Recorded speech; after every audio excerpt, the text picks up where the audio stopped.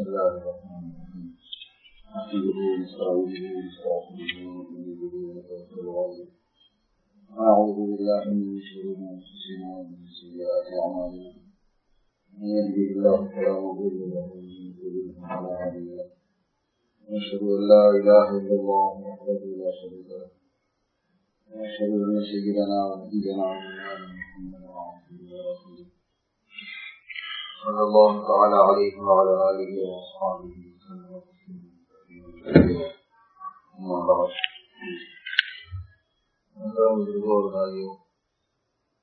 تعالی شانہ رحم فرمانا چاہتے ہیں. شفقت اور رحم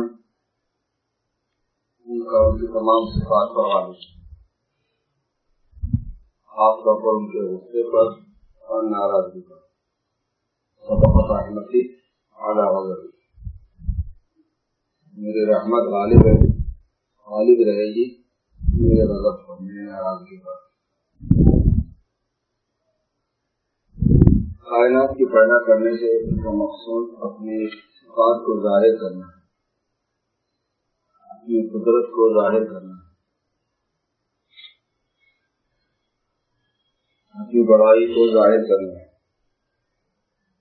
ظاہر ہونے کی حب، دل میلان. یہی وجہ ہے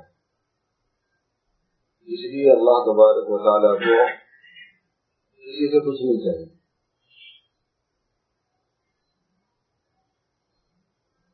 اسألکم علیہ میں سے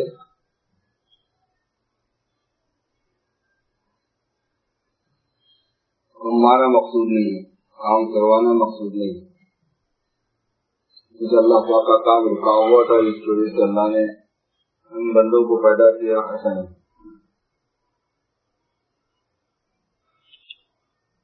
خالق بلا حاجت رازق بلا مؤونت،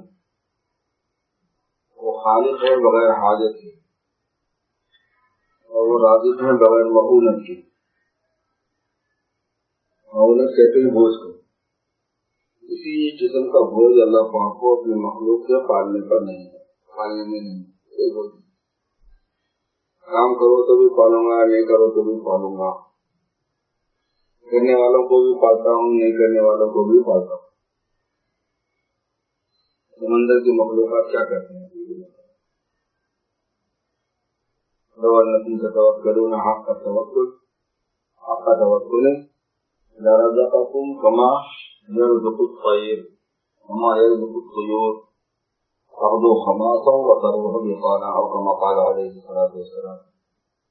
اگر تمہاری نظر اللہ پر ایسی رہے جیسی رہنی چاہیے تو تمہیں رزق وہ دے گا ایسا جیسے پرندوں کو دیتا ہے. خالی پیٹ صبح نکلتے ہیں اپنے اپنے گھونسلوں سے اور جب واپس ہوتے ہیں تو ان کے پیٹ بھرے ہوئے ہوتے ہیں. یہ حدیث شریف. تغدو خماصا وتروح بطانا. جو اسباب اللہ پاک نے بنائے ہیں وہ اسباب بھی اللہ نے دین کے لیے بنائے ہیں، اللہ کے احکام زندہ کرنے کے لیے بنائے ہیں. اس لیے ان اسباب کا بھی ہونا ضروری ہے. ان اسباب میں مشغولیت بھی ضروری ہے، نہیں تو اس میں دین کیسے زندہ ہو.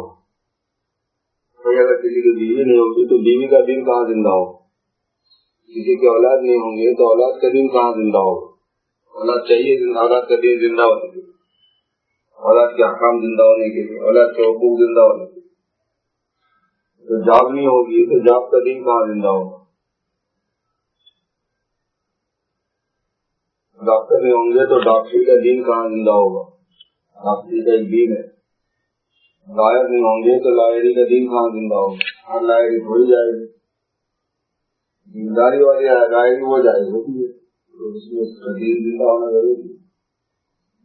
یہ شعبے بھی اللہ پاک نے اپنے دین کو ظاہر کرنے کے لیے، اس کے احکام کو ظاہر کرنے کے لیے جو انسانی معاشرت اور معاشرت اور انسانی معاملات سے متعلق دین اللہ پاک کا وہ زندہ کرنے کے لیے ہیں. اس لیے جاب کی جتنی شکلیں ہیں وہ بھی جاب کے لیے نہیں ہیں، وہ دین کے لیے ہیں. جاب کی شکلیں بزنس کے لیے بزنس نہیں ہے، بزنس تو دین کے لیے. اس میں اللہ پاک کا حکم زندہ کر کے قرآن پاک کو زندگی دی جائے. حدیث مبارکہ کو دین کا دین جو ہے نا وہ زندہ کیا جائے ہر شعبے حیات میں، ورنہ تو کھاتا تو آدمی فضل سے ہے اللہ پاک، کمائی تو آدمی دین کے زندہ کرنے یا نہ کرنے کی کرتا ہے۔ اللہ کے احکام اس نے اپنے شعبے میں زندہ کیے یا نہیں کیے یہ کمائی کرتا ہے، کھاتا تو فضل سے، فضل بغیر استحقاق سے کسی چیز کے ملنے کو بولتے ہیں، اس لیے جمعہ کی نماز کے بعد ہو جانے کے بعد میں فضل تلاش کرنے کا حکم ہے، وابتغوا من فضل اللہ، اللہ کا فضل تلاش کرو۔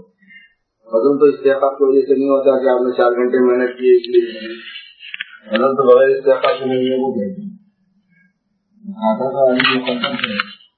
حکم پورا کیا اللہ کا اس میں نہیں کیا، ہوٹل کی حکم پورا کیا نہیں کیا، ڈاکٹری کی حکم پورا کیا نہیں کیا، بزنس کیا حکم پورا کیا نہیں کیا، 6 بجے سے لے کے 6 بجے تک آدمی حکموں کو پورا کرتا ہے یا توڑتا ہے، یہی کرتا ہے وہاں جا کے، یہی کماتا ہے، وہاں کا سبق والیا مقصد کا یہی مطلب ہے۔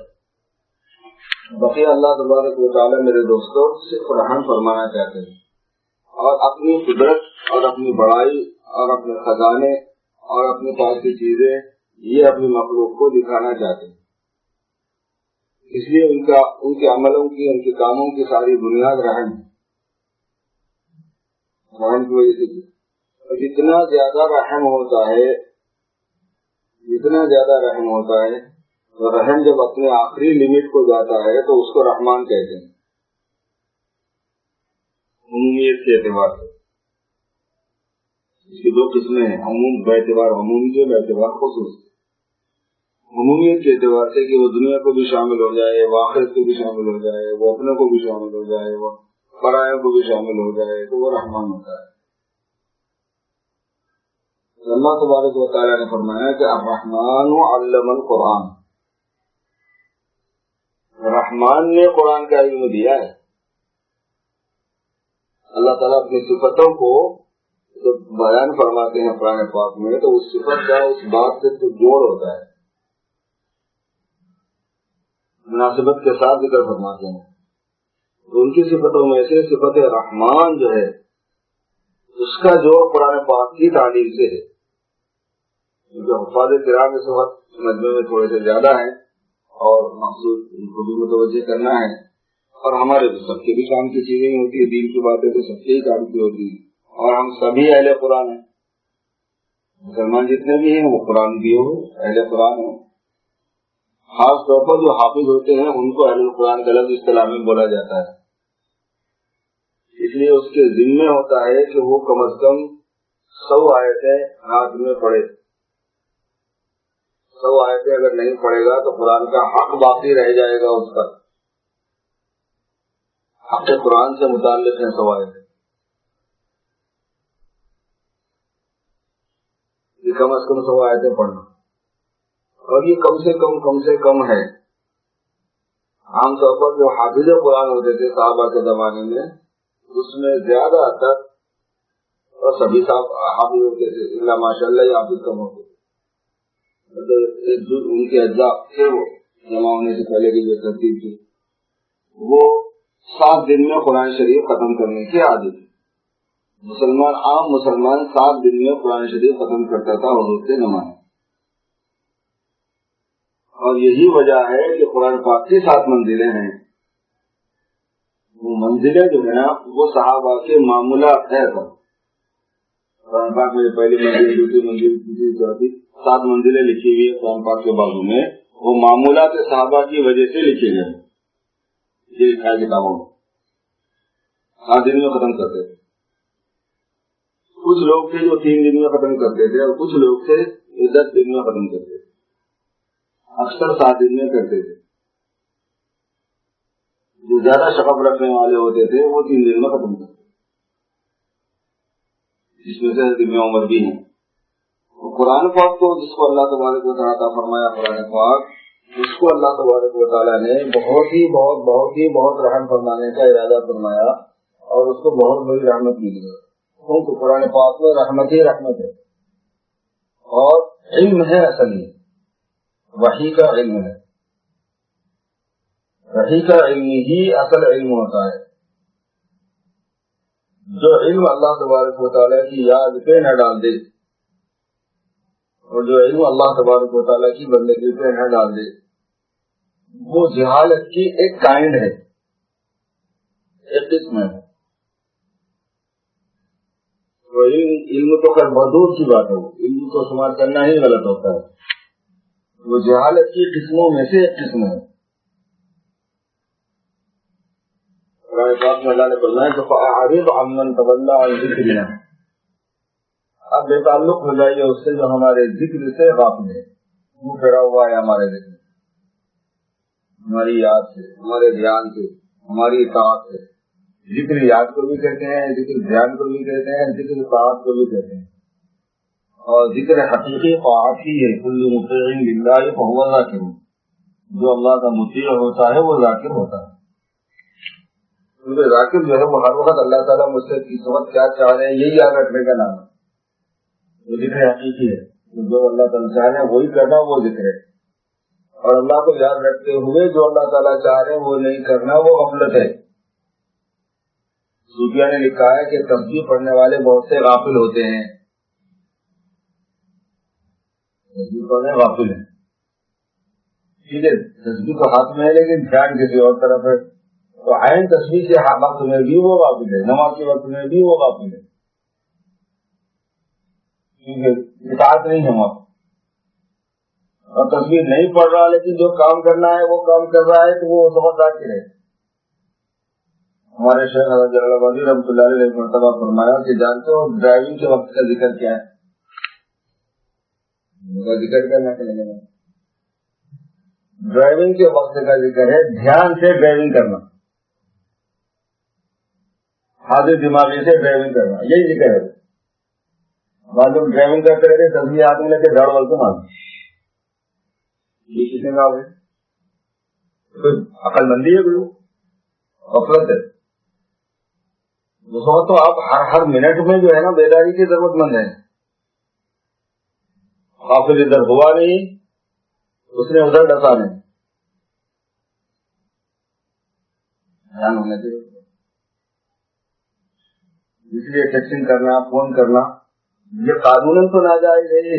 اگر آپ دھیان کریں گے تو شاید شراب بھی ناجائز ہوگا. ابھی فتویٰ تو دیے نہیں، ہمیں بول ہونا.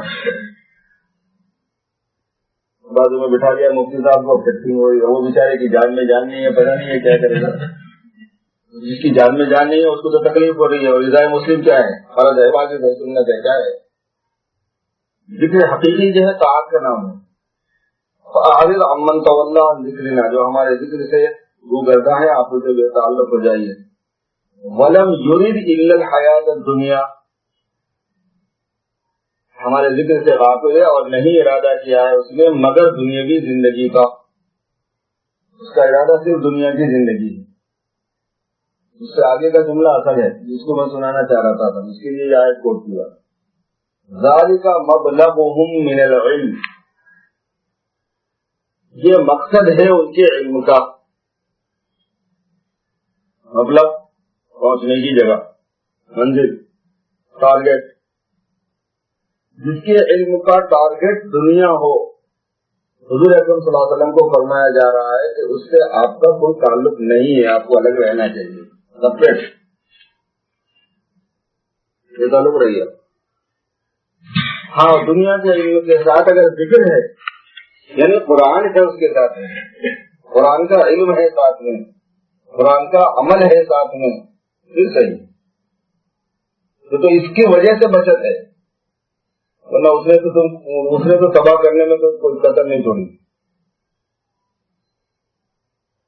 ان ربک هو اعلم بمن ضل عن سبیلہ وهو اعلم بمن اہتدی. آپ ان سے بے تعلق ہو جائیے، اللہ پاک کو خوب معلوم ہے کہ کون راستے سے ہے اور کون راستے سے ہٹ گیا ہے. مقصد ایسے جملے کا مقصد یہ ہوتا ہے کہ یہ لوگ راستے سے ہٹے ہوئے ہیں. امت کو راستے پہ لاؤ، امت کو راستے پہ لاؤ. کیا کر رہے مسلمان، کیا کر رہے علماء کرام، کیا کر رہے؟ امت کو راستے پہ لاؤ کیا ہے؟ اس رحمت میں میرے دوستو ایک بات یہ ہے کہ اللہ تبارک و تعالیٰ نے اپنی رحمت کو عطا فرمانے کے لیے اور اس کے خاص درجات پورے کرنے کے لیے اللہ پاک نے قرآن پاک کے اندر زندگی کا ایک پورا دستور، پورا نظام، اور اللہ پاک نے انسانی زندگی سے متعلق پوری اپنی مرضیات وہ ظاہر فرمائی. اس لیے وہ خاص شفقت کے لیے ہی دین ہے. دین مصیبت نہیں ہے، دین پریشانی نہیں ہے. جیسے جاب مصیبت نہیں ہے بلکہ وہ نعمت ہے. کوئی بھی آدمی جاب کو مصیبت نہیں سمجھتا بلکہ اس کو نعمت سمجھتا ہے. حالانکہ اس میں مشقت پائی جاتی ہے، اس مشقت کو خوشی سے قبول کیا جاتا ہے، گوارا کیا جاتا ہے. اگر کسی آدمی کو دیکھے آدمی سردیوں میں ظاہر ہے کہ یہاں پر بھی برف باری بہت، ہمارے پاس شکاگو میں بھی بہت. آدھا گھنٹہ پہلے گاڑی گرم کرو، پھر گاڑی کے اوپر سے جو ہے نا گھس کے مار کے کھڑا برف ہٹاؤ، اور بعض وقت تو نیچے بھی پھنس جاتی ہے، ڈھکلنے کے لیے الگ ہے. بعض وقت بیٹری جو ہے نا وہ ڈاؤن ہو جاتی ہے تو جمپنگ کی ضرورت ہے. وہ سب چیزوں کا آدمی پریپیئر ہو کے آدھا گھنٹہ ایک گھنٹہ پہلے جاب کے لیے جاتا ہے. تبھی میں نزلہ بھی کام بھی ہو رہا ہے، طبیعت بھی نہیں چاہ رہی گرم گرم بستر میں سے نکلنے کی، جو آدمی جا رہا ہے تو دوسرا آدمی لے کے چلیں گے یار یہ تو بڑی مصیبت نہیں ہے، اس کو فائر کرا دینا چاہیے. اس کے ساتھ رحم یہی ہے کہ اس کو فائر کرا دو، یہ بڑی مصیبت نہیں. تو کون ایسی فائرنگ کو پسند کرتا ہے بھائی؟ فائر کرنے والے کو کون ہمدرد سمجھے گا؟ بعض مرتبہ دیکھا میں نے کہ حافظ بچہ یاد کر رہا ہے، قرآن پاک یاد کر رہا ہے، حافظ بندہ تو رشتے دار دیکھ کے بولتے یہ بیچارہ بڑی مصیبت ہے. ماں باپ کو جا کے بولیں گے کہاں اس کو پھنسا دیا تم نے، کیوں اس کی زندگی برباد کر رہے ہو. اتنی بڑی بات اس کی زبان سے نکل رہی ہے، کوئی اس کو بولتا تھا تو کوئی اس کے منہ پہ تھوکتا تھا. عجیب بات ہے یار، غیرت ہو گئے مسلمان جس سے ایسا بولنے والے کے منہ پہ نہ تھوکے اگر وہ بے غیرت آدمی ہے. اس کو جوش ہی نہیں آتا دین کے معاملے، غیرت ہی نہیں آتی دین کے معاملے. اللہ کے کلام کو ایک آدمی یاد کر رہا ہے، اس اللہ کے کلام کو جو جناب رسول اللہ صلی اللہ علیہ وسلم پر اترا اور جس کا تعلق قلب محمدی سے ہے. وَإِنَّهُ لَتَنزِيلُ رَبِّ الْعَالَمِينَ نَزَلَ بِهِ الرُّوحُ الْأَمِينُ عَلَىٰ قَلْبِكَ، آپ کے قلب پر یہ قرآن پاک ہم نے اتارا ہے. علماء نے فرمایا کہ قلب محمدی کے محاذات میں جب تک کسی مسلمان کا قلب نہیں ہوتا، اس کا مطلب یہ ہے کہ قلب محمدی سے مناسبت جب تک کسی قلب کو نہیں ہوتی اس میں قرآن پاک نہیں اترتا. اور قرآن پاک کسی کے سینے میں اترنا قلب محمدی سے مناسبت کی علامت ہے. اور جس آدمی کو قلب محمدی سے مناسبت ہو جائے اس کی قرآن پاک والی زندگی سے ہٹنا کتنا خطرناک ہے، بہت ہی خطرناک ہے. کسی ایکشن کا، کسی عمل کا، کسی حرکت کا آدمی کا ادھر ادھر ہو جانا جو ہے وہ اتنا خطرناک نہیں ہے، وہ پھر ٹھیک ہو جاتا ہے. لیکن دل کا ہٹنا یہ بہت خطرناک ہے. دل بہت بڑی چیز ہے، دل بہت عجیب چیز ہے. یہ ہم سمجھ رہے ہیں کہ دل اس کا نام ہے جو یہاں پہ ہے، دل اس کا نام نہیں ہوتا. اصلا یہ دل کا محل ہے، یہ اس قوت کا محل ہے، یہ اس معنی کا محل ہے. ورنہ قلب جو ہوتا ہے انسان کا اس میں آسمان زمین ایک کونے میں آ جاتے ہیں. صوفیہ نے لکھا ہے کہ دل میں وہ بات ہے، دل میں وہ وسعت ہے کہ آسمان و زمین، ساتوں آسمان ساتوں زمین اس میں آپ ڈال دے سکتے ہیں. دل وہ چیز ہے کیونکہ ہم اس میں گئے نہیں، کبھی سفر نہیں کیے، دوسرے نہیں اندازہ نہیں کیا ہم نے کہ قلب کی وسعتیں کیا ہوتی ہیں. اللہ تعالی شان نے ہمارے دل کو حضور پاک صلی اللہ علیہ وسلم کے دل سے مناسبت عطا فرمائی. اس لیے ہمارے دل کا ادھر سے ہٹنا اور دل کے ہٹنے کی وجہ سے پھر آدمی کی ظاہری زندگی ہٹتی ہے. پھر اس کی نمازیں چھوٹ رہی ہیں، پھر اس کا روزہ چھوٹ رہا ہے، پھر اس کی شرع کی پابندی چھوٹ رہی ہے، پھر سنت سے اس میں انحراف پایا جاتا ہے، پھر سنت والی زندگی سے وہ دور ہو رہا ہے. حضور صلی اللہ علیہ وسلم کی بات یا حضور صلی اللہ علیہ وسلم کا کام، حضور صلی اللہ علیہ وسلم کا طریقہ کسی حافظ کو پسند نہ آئے یہ بہت خطرناک ہوتا ہے. حضرت یوسف صاحب رحمۃ اللہ علیہ فرمایا کرتے تھے، سنا کہ اگر عام آدمی جس کی گروتھ جو ہے نا غیر دیندار لوگوں میں ہوئی، پھر اس کی تعلیم جو ہے نا وہ کالج میں ادھر ادھر ہو کے ہوگی، اس کو ماحول ہی نہیں ملا، اس کو عادت ہی نہیں ہے، اس کو پتہ بھی نہیں ہے، وہ اگر کس کو حضور والی اور سنت کی مخالفت والی لائف میں ہے، عملوں میں ہے، وہ فسق ہے. خالی وہ فسق ہے، دین سے دوری ہے. لیکن اگر کوئی حافظ اور عالم اس کنڈیشن میں ہے تو وہ فسق نہیں ہے، وہ کفر ہے. یوسف رحمۃ اللہ علیہ فرماتے تھے کیوں؟ اس واسطے کہ یہ جان بوجھ کر ایک طرز زندگی سے ہٹ کر دوسری طرز زندگی میں داخل ہو رہا ہے۔ اس لیے میرے دوستوں، میرے بزرگوں، وہ جن کے بچے حافظ ہیں، وہ جو حافظ ہیں، تو دونوں کو اس معاملے میں کیئرفل ہونا پڑتا ہے۔ حافظ بنا دیا، اس کے بعد کالج میں چھوڑ دیا، کوئی فکر نہیں کی کہ یہ کالج میں جا رہا ہے تو حافظ بنا رہے گا کہ نہیں رہے گا۔ یہ بیچ کا بریک دور کرنا ہے، یہ مطلب نہیں کہ کالج میں مت چھوڑو، اور کالج میں رکھا ہوا بھی کیا علاج کرے، اگر نہ گئے تو برا بھی نہیں ہے، لیکن اگر گئے تو چلو جان دو۔ لیکن یہ ہے کہ حفاظت تو ضروری ہے بھائی، یہ خطرناک لائف کے اندر ہم اپنے بچوں کو ڈال دیں، فیشن بنا دیا، حافظ بنا دو، حافظ بنا دو، حافظ بنا دو، اس کے بعد میں جو ہے نا کسی کام کے لیے کتنے بچے ضائع ہو رہے ہیں ہمارے، کتنے حافظ ضائع ہو، حافظ محفوظ ہی نہیں ہے تو دوسرے کی کیا حفاظت کرے گا؟ حافظ کا محفوظ ہونا بہت ضروری ہے۔ اس لیے میں تو بندہ کو عرض کیا کرتا ہے کہ حافظ کو جب تک انہیں عالم نہ ہو اس کو دنیا کی تعلیم میں نہ ڈالو، عالم بننے کے بعد ڈالو، اس کو اختیار دے دو، چاہے وہ دین کی تعلیم کے لیے وقف ہو جائے، چاہے دنیا کا کوئی کام کرے، اس کے بعد بھی ٹائم بہت پڑا ہوا ہے۔ اتنی دیر لگتی ہے حافظ عالم بننے میں، کوئی زیادہ وقت تھوڑی لگتا ہے۔ تو اس لیے حافظ قرآن جو حضرات ہیں، خاص طور پر جو حفاظ کرام ہیں، ان سے میری درخواست ہے میرے دوستوں کہ ہم جو قرآن والی زندگی ہے اس زندگی پر جمنا ہے، اور جو ان کے پیرنٹس ہیں ان کو بھی اس کا دھیان دینا ہے کہ بچے کو میں نے حافظ تو بنا دیا، کیونکہ اس کو تو شوق نہیں تھا، ڈیسیشن تو میں نے لیا تھا اس کو حافظ کے لیے بٹانے کا، اب کہیں اس کی زندگی برباد نہ ہو جائے، اور یہ وقت ہے اس کو پکڑنے کا۔ ہمارے پاس عجیب مصیبت کیا ہے، ایک دم چھوٹا بچہ ہے جو ڈائپر کی وجہ سے رکا ہوا ہے، اگر ڈائپر نہ ہو تو اس کو نہ مسجد کا خیال ہے نہ کچھ کا خیال ہے، اس کو تو لائیں گے مسجد، وہ اپنے سامنے کھیل رہا ہے، دوسروں کی نماز ڈسٹرب کر رہا ہے، خود بھی ڈسٹرب ہو رہے ہیں، اور چونکہ ہم کو پیار ہے تو پیارے کا ڈسٹرب کرنا ڈسٹرب کرتا نہیں اصل میں، اس لیے ہم تو نہیں ہوتے اتنے زیادہ ڈسٹرب، لیکن دوسرا تو ہو رہا ہے اس کو تو نہیں ہے نا اتنا پیار۔ ہم بولیں گے میرے بچے سے تیرے کو پیار کی نہیں چاہیے، یہ تو زبردستی ہوگی۔ تو ایک دم چھوٹے ہیں تب تو ان کو لاتے ہیں، کیونکہ ہم کو حدیث کی جو مخالفت کرنی ہوگی، حدیث میں تو بچوں کو نہیں لانا ہے، چھوٹے بچوں کو۔ اور جو حضرات حسنین آتے تھے تو وہ لاتے نہیں تھے، ان کو آ جاتے تھے، اور بائی چانس بائی اتفاق اگر ایک آدھ مرتبہ لے کر بھی آئے ہیں تو عزت مستثنیات ہوتے ہیں۔ اور پھر وہ گھر کتنی دور تھا، وہ گھر کتنی دور تھا، جس وقت جہاں پہ اس وقت روضہ ہے وہی سرکار کا گھر تھا، اور جو ریاض الجنہ ہے وہ مسجد کا حصہ ہے۔ اب بچے نانا کے پاس میں ملنے کے لیے آئے ہوئے ہیں تو وہ تو کھیلتے کھیلتے ادھر ہی گھس جائیں گے، اور کہاں گھسیں گے وہ، تو ان کو اوپر قانون لاگو کریں گے، اس کی وجہ سے قانون بنتا ہے۔ جب حضور پاک صلی اللہ علیہ وسلم کا ارشاد اور حضور پاک صلی اللہ علیہ وسلم کا عمل دونوں جمع ہو جائیں تو ارشاد قانون ہوا کرتا ہے، عمل قانون نہیں ہوا کرتا۔ معلوم نہیں ہے لوگوں کو جواب۔ حضور نے فرمایا کہ اپنے بچوں کو، اپنی مسجدوں کو بچوں سے بچاؤ۔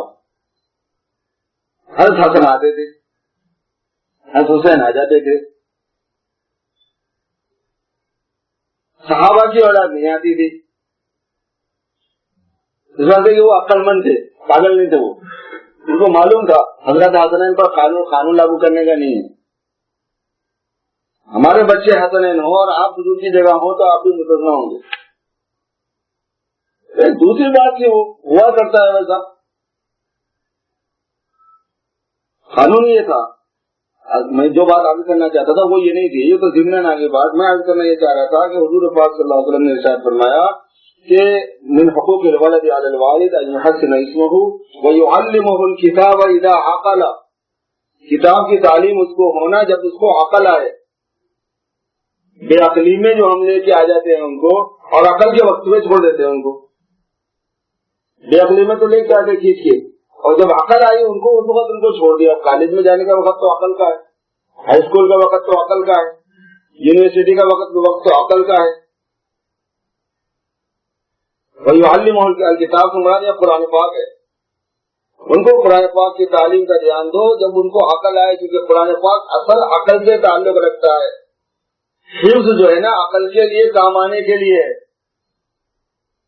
حفظ جو ہے وہ عقل کے وقت میں کام آنے کے لیے ہے، ورنہ اصل قرآن کا تعلق تعقل سے ہے۔ اور وہ چونکہ حفظ اس کا سبب بنے گا، اس لیے اللہ نے اصل پہلے مقدم حفظ کو رکھا ہے۔ وَلَقَدْ يَسَّرْنَا الْقُرْآنَ لِلذِّكْرِ، اس لیے اکثر مفسرین اس کا ترجمہ للحفظ کرتے ہیں، للنصیحہ نہیں کرتے، حالانکہ للنصیحہ بھی ہے وہ، لیکن للحفظ کا ترجمہ کرتے ہیں۔ مقدم وہ ہے کہ حافظ بناؤ، اسی وجہ سے اس کے فضائل ہیں، وہی حافظ قرآن کے لیے فضیلت ہے جو حافظ قرآن اس کے حلال کو حلال سمجھتا ہو، اس کے حرام کو حرام سمجھتا ہو، یعنی زندگی اس کے موافق ہو، جو اس کو خود بھی بخشا جائے گا اور 10 لوگوں کی سفارشی بن جائے گا۔ یعنی قرآن پاک یاد ہونے کے بعد قرآن پاک سے زندگی ہٹے گی، اس کا کوئی کانسیپٹ نہیں تھا، اسی لیے قرآن پاک کے حافظ ہونے پر فضائل سنا دیے جاتے ہیں۔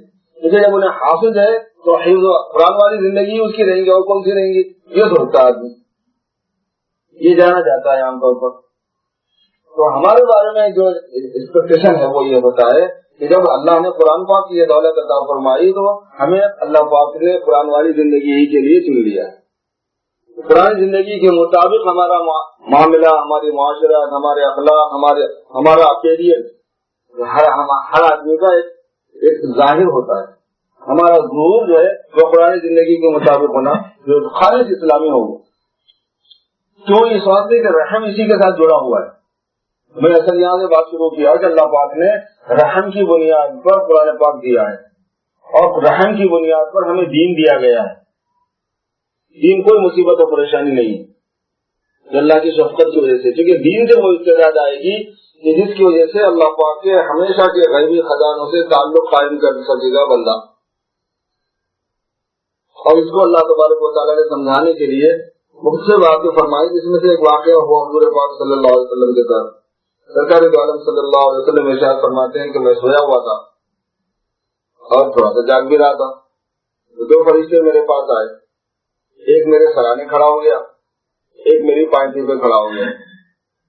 تو جو آدمی پائنٹی پہ کھڑا ہوا تھا اس نے سرانے کھڑے ہونے والے سے کہا کہ اضربوا لہو مثلا، ان کی مثال کیا ہے بیان کرو۔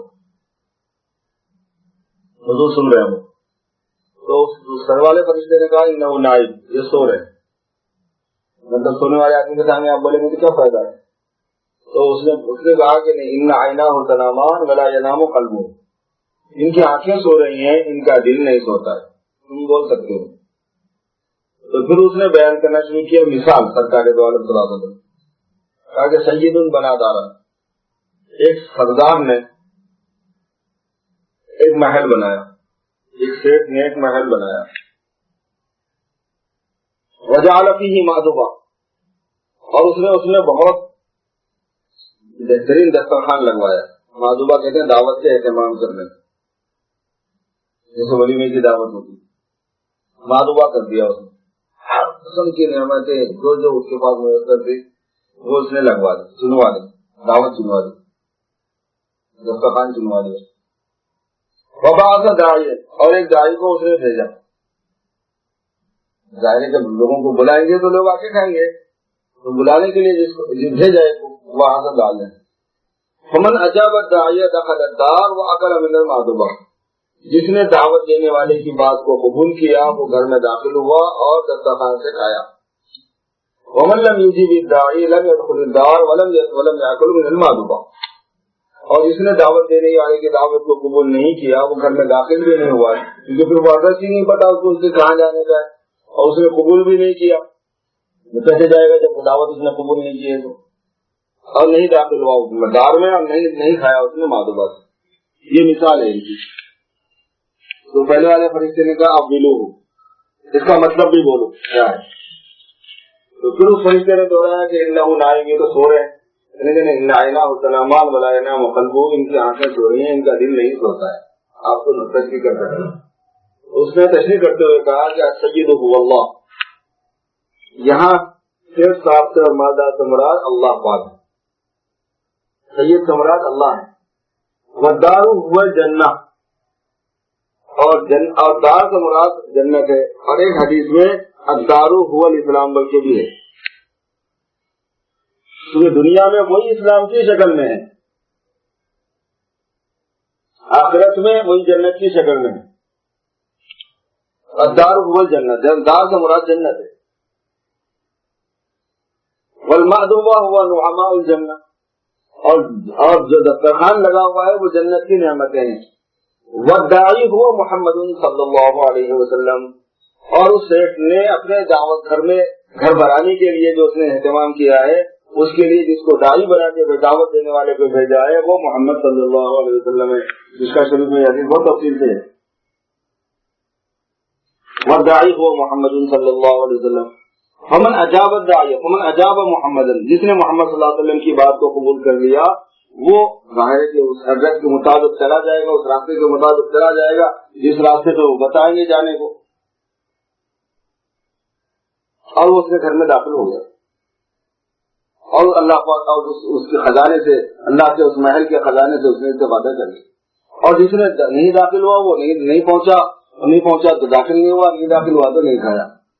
ये बोल के वो दोनों फरिश्ते चले गए। इस पूरी हदीस में अल्लाह पाक ने हुजूर सल्लल्लाहु अलैहि वसल्लम के बेअसत की तरतीब और खुद अपना ज़हन, खुद अपना मिजाज, खुद अपनी चाहत, उनका प्लान क्या है वो बता दिया है। अब वो जो अल्लाह तबारक व तआला ने जन्नत के लिए दाई की दावत पर लब्बैक कहने की बात कही वो इस्लाम है। जो आदमी यहाँ पर उस शक्ल को कबूल इख्तियार करता है, लब्बैक कहने को, इस्लाम कबूल ले लेता है, इस्लाम में आ जाता है। ये जो इस्लाम में आना होता है, एक बात याद आई मुझे, इससे आप उस बात को बहुत अच्छी तरह समझ सकते हैं। हज़रत शाह इस्माइल शहीद रहमतुल्लाह अलैह ने लिखा है बहुत तफसील से इस बात को कि हमारे इस्लाम के मुताबिक हो या इस्लाम के खिलाफ हो, जो एक्शन अमल होते हैं, छोटे से छोटा अमल भी, वो बीज है, असल में वो बीज है। इस बीज का फल लगता, इस बीज का दरख्त और इसका फल निकलता है आखिरत में। और फरमाया कि बीज में और दरख्त में और उसके फल में बज़ाहिर बिल्कुल मुनासिबत नजर नहीं आती। और बीज में, कौन से बीज में कितना बड़ा दरख्त है वो भी अंदाजा नहीं होता, किस शेप का शक्ल का है वो भी अंदाजा नहीं होता, किस शक्ल सूरत का है वो भी अंदाजा नहीं होता। अब बरगद का दरख्त है, बड़ का दरख्त जिसको हम कहते हैं, कितना बड़ा होता है, उसका बीज कितना होता है, राई के दाने के उतना ही होता है। राई और बरगद के दरख्त, बरगद के फल में, उसके अंदर पाए जाने वाले बीज में और राई में कोई ज्यादा फर्क नहीं होता। आपने शायद देखा होगा, हमने तो बहुत देखे हैं, उसके नीचे खेलते थे, बिल्कुल बारीक राई का दाना होता है। उस राई के दाने में बरगद का पेड़ छुपा हुआ है, उस पेड़ को के ऊपर जो पत्ते, उसके जो ब्रांचेस हैं और उसके जो लीव्स हैं, पत्ते हैं, वो सारे उसके अंदर छुपे हुए हैं। वो इतना बड़ा होता है, इतना बड़ा होता है। जो हमारे हैदराबाद के लोग हैं वो वाकिफ है इस बात से कि हमारे हैदराबाद से 100 किलोमीटर पर एक दरख्त पाया जाता है बरगद का, उसके नीचे 100 ट्रक ठहर सकते हैं, 100 ट्रक उसके नीचे आते हैं। और उसकी जो पारंबियां हैं, उसको डाली भी बोलते हैं, बरगद को डाली लटकती है उल्टी, तो उसकी जो पारंबी है वो जाके जमीन में मिल जाती है। वो जमीन में मिलने के बाद वो खुद बड़ी हो जाती है। अब वहां पर जो है ना, सैकड़ों उसके पारंबिया जमीन में ऐसे लगे हुए हैं कि समझ ही में नहीं आता कि इसमें असली कौन है, और जो असली को पहचान ले उसको इनाम है वहां पर, क्योंकि वो जो पुराने बुड्ढे हैं उनको पता है, आम लोगों को उसका पता नहीं हो सकता।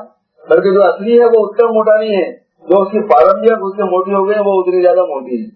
किरला मरी याद आ गया मुझे, नाम दरख्त का नाम भी है किरला मरी, महबूबनगर के करीब है। बरगद का इतना बीज है और इतना बड़ा फल है, और ये खुद दुनिया में इस मुशाहद है।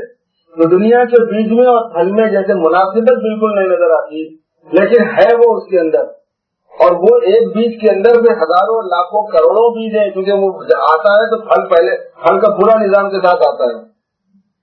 तो अल्लाह शाह ने हमारे देखने को बीज बनाया, हमारे सुनने को बीज बनाया, हमारे पढ़ने को बीज बनाया, बोलने को बीज बनाया, हमारे नमाज को बीज बनाया है, हमारे तिलावत को बीज बनाया है, हमारे ज़कात को बीज बनाया है, हमारे रोजे को बीज बनाया। सारे अमाल जो है ना ये बीज है, नेकी के लाइन के बीज भलाई के हैं और बुराई के लाइन के अमल बुराई के बीज है। आखिरत में ये इस शक्ल में जाहिर होने वाले हैं, और इसी वजह से हर बीज की शक्ल सूरत अलग होती है, उसकी खुसूसियात अलग है।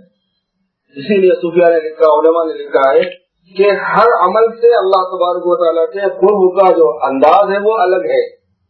एक अमल से जो कुर्ब मिलेगा दूसरे अमल से उससे अलग मिलेगा, इसलिए एक अमल काफी नहीं होगा एक आदमी के बाद जिसको मुतालबा किया गया है।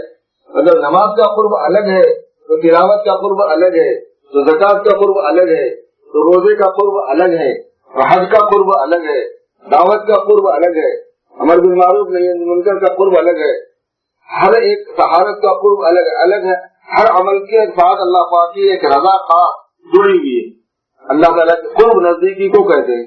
اللہ تبارک و تعالیٰ کی رضا اور نزدیکی ہر عمل کے ساتھ الگ انداز میں جڑی ہوئی ہے، اور جس جس چیز کو اللہ نے فرض فرمایا ہے اتنے لینوں کی رضا اور اتنے لینوں کا قرب اللہ تعالیٰ سے حاصل کرنا بندے پر ضروری ہے، اور ایک دوسرے کا الٹرنیٹ نہیں ہے. تو اس لیے اللہ تبارک و تعالیٰ نے ہمیں جو مذہب عطا فرمایا، دین عطا فرمایا میرے بزرگوں، یہ خالص رحمت ہے اور اللہ کے خزانوں سے جڑنے کا راستہ اللہ پاک نے بنایا ہے. ان میں سے اسپیشلی جو اہل قرآن ہیں وہ تو اللہ کے گھر کے لوگ ہیں. اہل القرآن اہل اللہ، اللہ کے اہل ہیں یہ لوگ. اسی لیے قرآن والوں کی ذمہ داری خاص یہ ہے کہ قرآن پاک کی جو ذمہ داریاں ہیں وہ سمجھیں.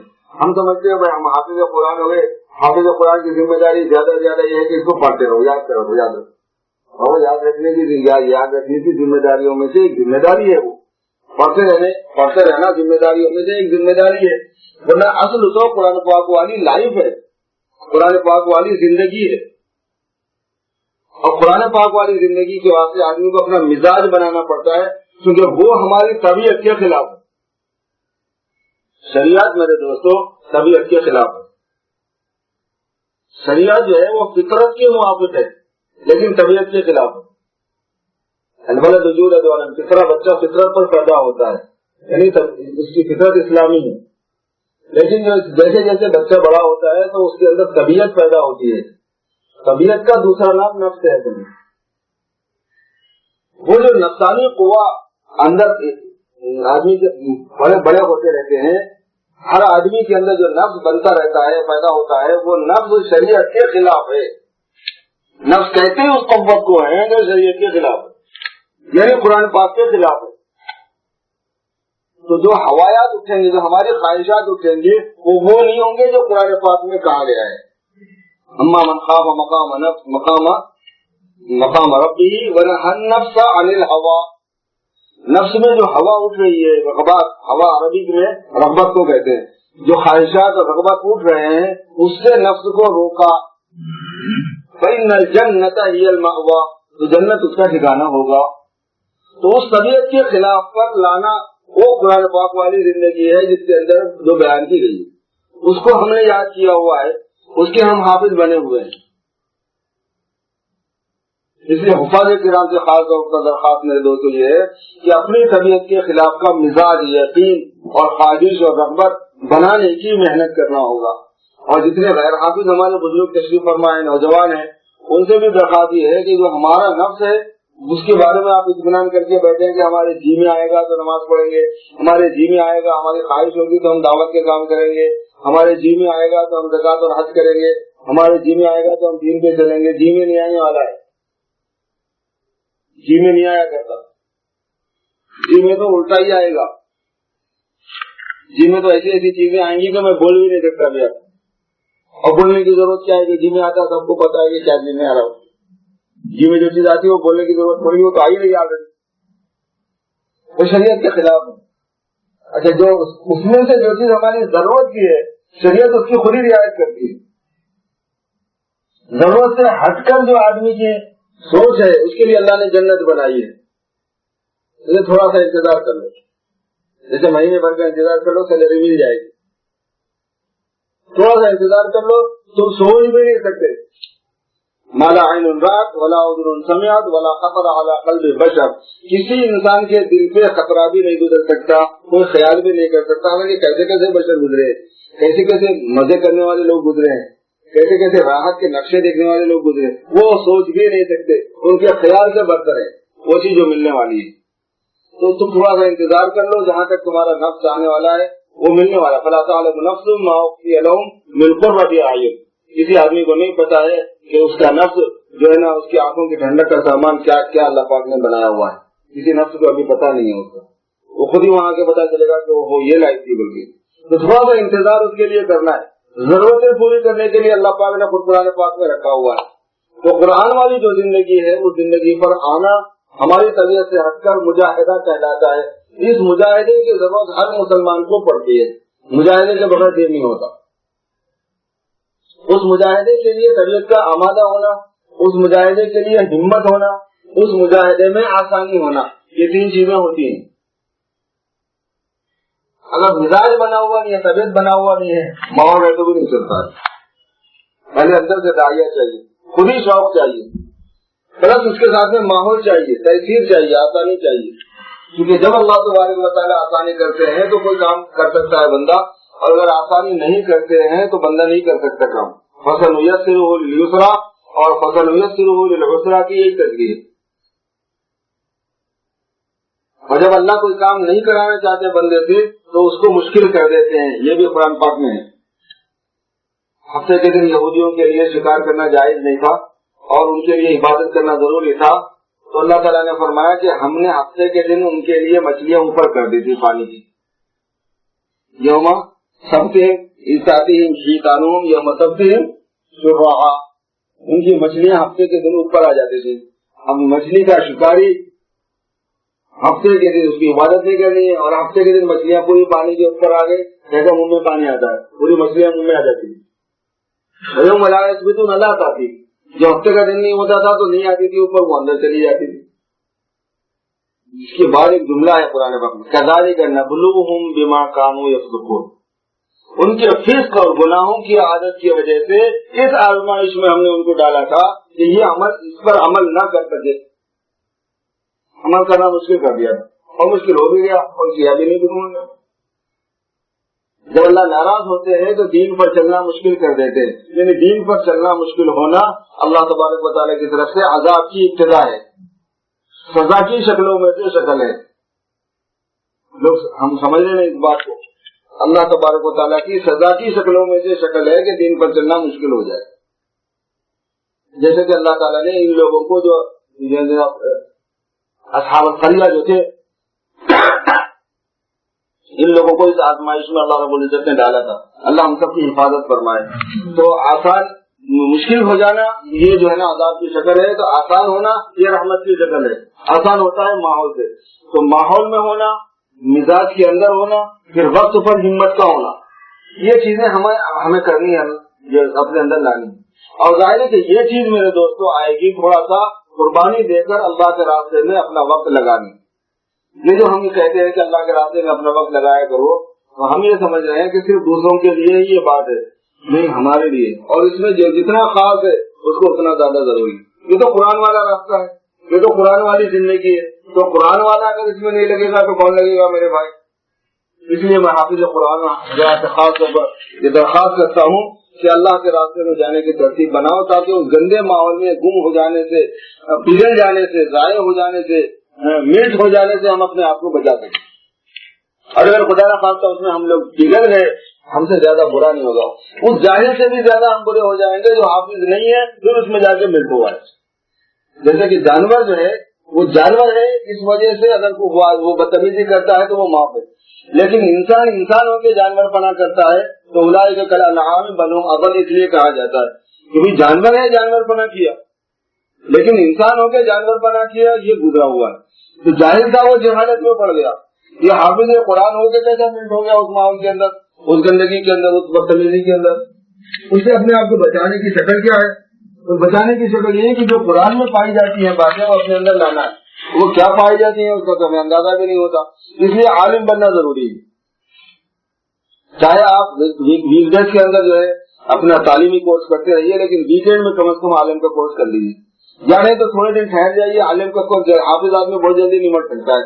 پہلے عالم کا کورس کر لیجیے، پھر اس کے بعد میں اپنی کالج کو اور یونیورسٹی کو جو ہے نا آگے بڑھا لیجیے. اس کا وقت ہوتا ہے. جب میں عالم ہوا تھا تو 16 سال کا تھا. 16 سال کی عمر ہی کیا ہوتی، کچھ بھی نہیں ہوتی، داڑھی بھی نہیں نکلی تھی.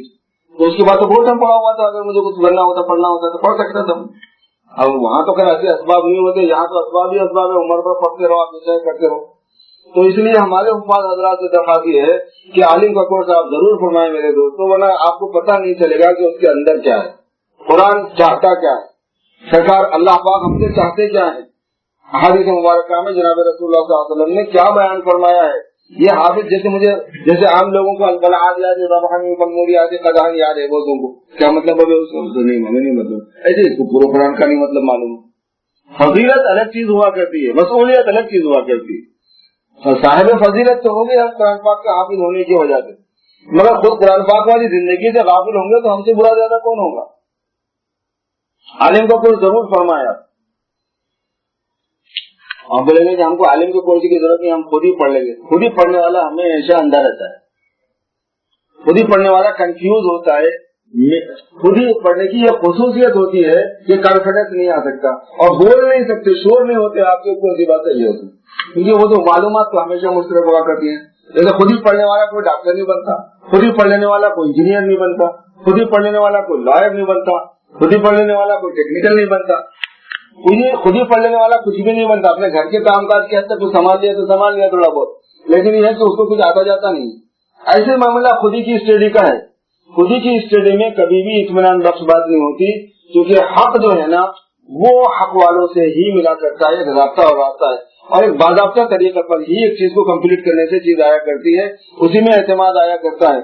تو اس لیے عالم کا کورس کریں آپ، اور اس کے ساتھ ساتھ میرے دوستوں جب فرصت مل جائے، جب فراغت ہو جائے، اللہ کے راستے میں نکلے، دین کے راستے میں ہم نکلے، مسجد والے ماحول میں رہیں، آ کے اپنے اوقات کو فارغ کریں، یہاں اپنے اندر اللہ کی عظمت دل میں بٹھانے، آخرت کی فکر دل میں بٹھانے، خوف آخرت بٹھانے، موت کی تیاری کا ذہن بنانے، دنیا کی محبت کم ہونے، دنیا کی محبت سے نکلنے اور آخرت کی فکر سے پیدا ہونے کا ذوق اپنا بنائیں، اور اللہ کی بندگی اور حضور پاک صلی اللہ علیہ وسلم کی اتباع کا شوق بنائیں، کیونکہ اس ماحول میں وہی چیز کریٹ کی جاتی ہے، کوشش اسی کی ہوتی ہے۔ تو جب وہ چیز آئے گی ہمارے اندر تو ایک چیز آ جائے گی، مزاج بننا۔ موٹی موٹی باتیں معلوم ہے، باریک باریک باتیں نہیں معلوم ہے، تو باریک باتیں بعد میں معلوم ہو جائے گی، علماء سے ہم پوچھ لیں گے، یا پھر اس کے بعد میں ہمت کرنا ہمارا کام چھوٹا سا رہ جائے گا، وہ بہت آسانی سے ہمارے لیے ہمت کرنا بھی آسان ہو جائے گا۔ اللہ کے راستے میں ہم نکلیں، اس کی ہم ترتیب بنائیں، اور ہمارے وہ بزرگ جو حافظ نہیں ہے ان سے بھی درخواست یہ ہے کہ وہ بھی اللہ کے راستے میں نکلنے کی ترتیب بنائے۔ ایک تو اس وجہ سے میرے دوستوں کہ ہمارا اپنا مزاج بنے، اور دوسرے امت بہت پیاسی ہے، امت ضائع ہو رہی ہے۔ بے طلبی کا یہ حال ہے کہ کوئی دین کی بات خود سے نہ جانتے، نہ سیکھتے، نہ پوچھتے۔ اگر ہم نہیں گئے ان کے پاس میں تو وہ ضائع ہونا ان کا شور ہے، یقینی۔ بے طلبوں کے پاس جا کے ان کے سامنے اللہ کی بات کرنا، اس کا کوئی سبسٹیٹیوٹ آج تک نہیں ہے، کوئی بدل نہیں ہے۔ طلب ہے اس کے پاس تو اس کے بہت سے راستے ہیں، چاہت ہے اس میں دین کی، اس کے بہت سے راستے ہیں۔ وہ کسی عالم کو پکڑ لے گا، وہ کسی کتاب کو بھی پڑھ لے گا، وہ کسی کا بیان بھی سن لے گا، جا کے وہ جماعت کو اٹینڈ کر لے گا، وہ خطبات کو اٹینڈ کر لے گا، وہ آڈیو سن لے گا، وہ کچھ ایسا کر لے گا، کچھ ویسا کر لے گا۔ ہو سکتا ہے جو باتیں اس کو بہت سی معلوم ہو جائے دین کی، لیکن جس میں طلب نہیں رہی، جو کہ لاکھوں کروڑوں کی تعداد میں امت مسلمہ میں اپنے کو مسلمان کہلانے والوں میں ہیں، کروڑوں کی تعداد، تو وہ ان بے طلبوں تک نہیں پہنچیں گے تو وہ ضائع ہو جائے۔ ان تک پہنچنا ہمارے ذمے میں اللہ پاک نے رکھا ہوا ہے۔ اس واسطے اس سے پہلے کہ ہماری زندگی ختم ہو جائے اور ہمیں دی ہوئی مہلت باقی نہ رہے اور موت ہمیں دستک دے دے اور اس دنیا سے ہمارا چلے جانا ہو جائے اور کام کا مرحلہ، کام کا موقع باقی نہ رہے، اس سے پہلے میرے دوستوں ہمت کر لینا ہے۔ اور جہاں تک اپنی مصروفیت کی بات ہم کرتے ہیں کہ ہمارے پاس فرصت نہیں ہے، اس میں دو قسم کے لوگ ہوتے ہیں۔ ایک وہ ہے کہ واقعتاً ان کو فرصت نہیں، اگر واقعتاً نہیں ہے تو کوئی بھی اس کو اجازت نہیں دیتا، اس کو کام کی دوسری شکل بتائی جائے گی کہ تم مقامی کام میں حصہ لو، تم جانے کی ضرورت نہیں۔ لیکن واقعتاً کون مجبور ہے، یہ میرے دوستوں حکم لگانا آسان نہیں ہوتا۔ جتنے جماعت میں اس وقت لگے ہوئے ہیں ان سے پوچھو کہ تمہاری پہلی فیلنگ کیا تھی، وہ یہی ہوتا ہے کہ میں پہلے یہی سمجھتا کہ میں وقت نہیں لگا سکتا، میں اپنے کو مجبوری سمجھتا تھا، میں وقت نہیں لگا سکتا، لیکن جب لگانا شروع کیا تو آسان تھا، تو پتا چلا کہ وہ مجبوری تھی نہیں، دکھ رہی تھی۔ جیسے ہمارا محمد عمر پالن پوری فرمایا کرتے تھے کہ پانی میں چاند جو ہے نا وہ ہوتا نہیں مگر دکھتا ہے۔ آپ پانی پہ دیکھیں گے رات کے وقت میں اس میں چاند نظر آتا ہے، اور چھوٹا بچہ تو سمجھے گا کہ اس میں چاند ہے، لیکن بڑا بچہ تو نہیں سمجھے گا کہ اس میں چاند ہے، یہ تو نظر آ رہا اوپر کا نیچے۔ اللہ تبارک و تعالیٰ نے ترتیب ایسی رکھی ہے کہ بعض وقت ہوتا کچھ ہے دکھتا کچھ ہے، ہم مجبور ہے، مجبوری شیطان دکھا رہا ہے ہم کو، کچھ ایسے حالات ہیں کہ سمجھ آتا کہ نہیں ہے، وہ ہمت تو کر کے دیکھو، واقعات اگر مجبوری ہوگی تو پلٹ کے چلے جانا۔ ہزاروں میں کسی کو ہوتی ہے واقعی مجبوری، جیسے عمر تقریر رضی اللہ رحمۃ اللہ علیہ رضی اللہ تعالیٰ عنہ، ان کو جو ہے مجبوری تھی کہ حضور پاک صلی اللہ علیہ وسلم نے خود منع کیا صحابی بننے سے روک دیا، واقعتاً مجبوری تھی، کوئی تھا ہی نہیں ماں کے پاس، ماں مری جاتی اگر وہ آتے، ایسی کوئی سچویشن کسی کو ہو وہ مجبوری ہے، باقی یہ جاب ہے، یہ فلاں ہے، یہ فلاں ہے، کیا مجبوری ہے؟ ہر قسم کے لوگ نکلے. اب ہماری جماعت میں ڈاکٹر صاحب بھی ہیں، ڈاکٹر سے زیادہ یہاں امریکہ میں کون مشغول ہوتا ہے؟ رات کے 2 بجے بھی فون، 1 بجے بھی فون، 3 بجے بھی بیچارہ کال کر جس دن ہوتا ہے اس دن پوری رات بیٹھا رہتا ہے. مگر جماعت میں نکلنا ہے، اللہ تعالیٰ نے دن میں ڈالا، نکل گئے تو کام تو ہو ہی گیا نا، چل ہی رہا ہے کام. مجبوری جو ہوتی ہے میرے دوستو نظر آتی ہے لیکن ہوتی نہیں ہے، شیطان کی طرف سے دکھائی جاتی ہے. قرآن پاک میں ہم مجبور نہیں ہیں. ہاں واقعتاً جو واقعتاً مجبور ہوگا وہ حالات رکھے لوگوں کو اپنے دوستوں کے سامنے، ذمہ داروں کے سامنے، وہ دیکھ لیں گے کہ صورت حال کیا ہے، پھر بعد میں چلے جانا جب یہ مجبوری باقی نہ رہے. لیکن اس وقت تک ہم ہمت کرنا چاہیے.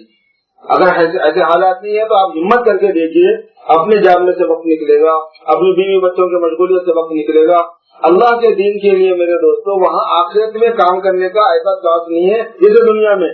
ہم اب دنیا میں آئے، دنیا میں محنت کرو، دنیا میں کماؤ.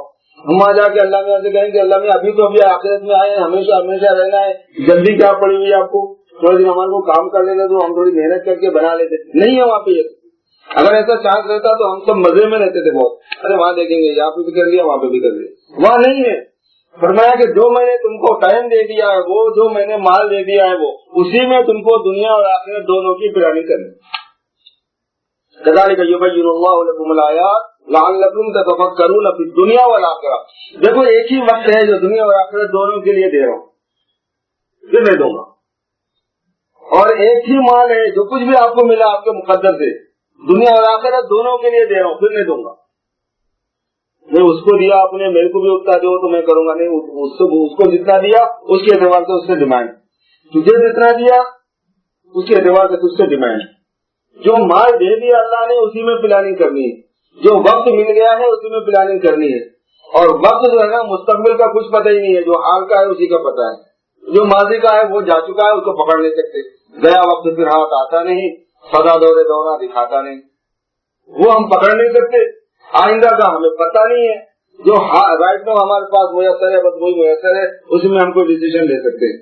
اس لیے میرے بزرگوں بھائیوں ہم سب ہمت کریں کہ ہم اللہ کے راستے میں جائیں تاکہ اللہ کے ایک ایک بندے تک اللہ کی بات پہنچا سکے، اور ہم اللہ کے راستے میں جائیں تاکہ اللہ کے راستے میں قیام کر کے اور اللہ کے راستے میں محنت کر کے دین کی باتیں سن کے سنا کے ایک مزاج اپنے اندر بنائے اور اللہ اور رسول کے ساتھ میں عشق کا وہ مرتبہ لے آئے جس میں آدمی اللہ کی مرضی میں اپنی مرضی کو فنا کر دیتا ہے، جس میں آدمی اللہ کے رسول صلی اللہ علیہ وسلم کی محبت میں ان کی سنتوں کے لیے اپنی مرضیات کو خواہشات کو قربان کر دیتا ہے، اور کسی ملامت کرنے والے کی ملامت کی اس کو پرواہ نہیں رہتی. اس لیول پر ہماری خواہشات آ جائے، اس لیول پر ہمارا مزاج آ جائے، پھر ہم کامیاب ہو جائیں گے، زندگی ہماری آسان ہو جائے گی. کریں گے سب میرے دوستوں انشاءاللہ. اللہ پاک مجھے اور آپ کو سب کو ہمت عطا فرمائے، قوت عطا فرمائے.